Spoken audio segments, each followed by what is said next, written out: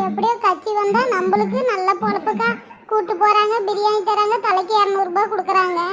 பத்தும் பத்தாத்துக்கு இப்போ எலெக்ஷன் ஓட்டு போறதுக்கு நம்மளுக்கு பணம் கொடுப்பாங்கல்லக்கா. ஆமா பார்வதி, பிரியாணியும் போட்டு நம்ம கையில 200 ரூபாய் கொடுத்தாங்கல்ல, அந்த பிரியாணியில நான் 2 பொட்டனை எடுத்துட்டு போயிட்டேன்.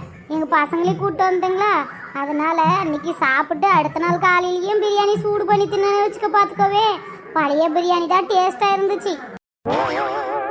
ஏனுங்கா உங்களுக்கு மட்டும் எப்படி 2 பொட்டனை கொடுத்தாங்க? எனக்கு ஒன்றை கொடுக்கறதுக்கு இந்த எடுபட்ட பையன் அப்படி பார்த்தான். சே, இந்த மாதிரி நேரத்தில் வேற சின்ன பொண்ணு வேற இல்லை, டெலிவரிக்கு வேற உங்க அம்மா வீட்டில் போய் உக்காந்துக்கிட்டு ஒன்றும் வரவே இல்லை. அப்பயும் ஃபோன் பண்ணி கேட்டே தாங்கிறாங்க. அக்கா எந்த கட்சிக்காரர் காசு கொடுத்தாங்க, எந்தெந்த கட்சிக்கு நீங்கள் போனீங்க, கேன்வாஸ் போனீங்கன்னு கேட்டே கிடக்குறான்னு வச்சுக்கோவே. அவன் நட்டவழி குரங்குக்கா. அவன் எங்க இருந்தாலும் அவன் வேலையை அவன் பார்த்துட்டு தான் இருப்பா. என்ன ஒண்ணு, அவங்க அப்பா அம்மா இருக்கிறதுனால கம்மனு இருக்கிறான்னு வச்சுக்கோ. இங்கே அவன் மாமியா கிட்ட இருந்தா நானும் வரேன்ட்டு வந்திருப்பா. ஆமா ஆமா, அதுவும் உண்மைதான். ஏங்கா இப்ப நம்ம ஊர்ல 3 கட்சி இருக்குது. என்ன ஒரு கட்சிக்கு ஒரு ஆளுக்கு 1000 ரூபாய் கொடுத்தாங்கன்னா எங்க வீட்டுல வந்து 5 ஓட்டு இருக்குது. அதேகமா நம்மளுக்கு வந்து எவ்வளவு 15,000 வருங்க எனக்கு. அட பொடி கேடு கட்டவளே, இப்பெல்லாம் அந்த மாதிரிலாம் கிடையாது. இந்த கட்சிக்காரர் காசு கொடுத்தா அந்த கட்சிக்காரர் காசு கொடுக்க மாட்டாங்க தெரியுமா?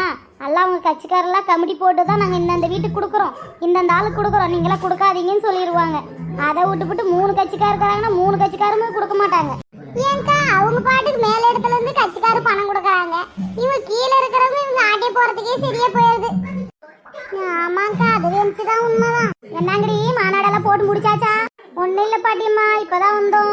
அப்புறம் கட்சி காசுல கொடுக்கறதுல யார் யார் என்னென்ன வாங்குறேன்னு முடிவு பண்ணிட்டீங்களா? ஆமா பாட்டி, இப்போ சித்திரையில் வந்து மாரியம்மா திருவிழா போடுவாங்கல்ல, அதுக்கு துணி எடுக்கலாம்னு சொல்லி முடிவு பண்ணியிருக்கிறோம் பாட்டி. பாட்டி நானும் 2 ஆட்டுக்குட்டி வாங்கி மேய்க்கலான்னு இருக்கிறேன் பாட்டி. ஒன்றும் இல்லை பாட்டி, இந்த ஃபேஷியல் கிட்டு ஒன்று மிஷின் மாதிரி வருதான். அது வந்து ஒரு 10,000 வர மாட்டேங்குது. எப்படி எங்கள் வீட்லேயும் ஒரு 5 பேர் இருக்கிறாங்கல்ல, அதனால வரும்னு சொல்லிவிட்டு அதுதான் பாட்டி வாங்கலான்ட்டு இருக்கிறேன். பரவாயில்லையே, எல்லாம் உருப்படியான வேலை தான் பார்க்குறீங்களாட்டுங்குது.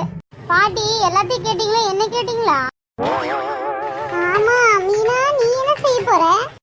எனக்கு அந்த மாதிரிலாம் எதுவும் பிரச்சனை இல்லைங்க. நான் என்னத்தை வாங்க போகிறேன்னா, இப்போ புதுசாக ட்ரெண்டிங்கு அந்த மாதிரி சாரி ஒரு 4 எடுக்கலான்ட்டு இருக்கிறேன். அடியே, வர பணத்துக்கு ஏதாவது உருப்படியாக செலவு பண்ணுனா இது என்னடி தேவையில்லாத செலவு? அட என்ன இப்படி சொல்லிவிட்டீங்க, என்னத்த தேவையில்லாத செலவு? இப்போ திருவிழா போடும்போது எங்கள் வீட்டுக்காரர்கிட்ட ஒரே ஒரு புடவை தான் கேட்பேன். அவருக்கு நெஞ்சு கிஞ்சி ஒரு 600 ரூபாயில 700 ரூபாயில தான் புடவை வாங்கி தருவார். அதை விட்டுப்புட்டு இப்போ நம்மளுக்கு வர பணத்தில் எல்லாம் புடவை வாங்கிட்டா 4 நாளைக்கு 4 புடவை கட்டலாம் பாருங்க. இதில் என்ன உதவிக்காகாது பொறுப்பு? எனக்கு நான் புடவை தான் வாங்க போகிறேன்ப்பா. ஏனுங்க, நீங்களும் எலெக்ஷன் கொடுத்த காசுல என்னென்ன செலவு பண்ணீங்கன்னு சொல்லி எங்களுக்கு கமெண்ட் பாக்ஸில் போடுங்க.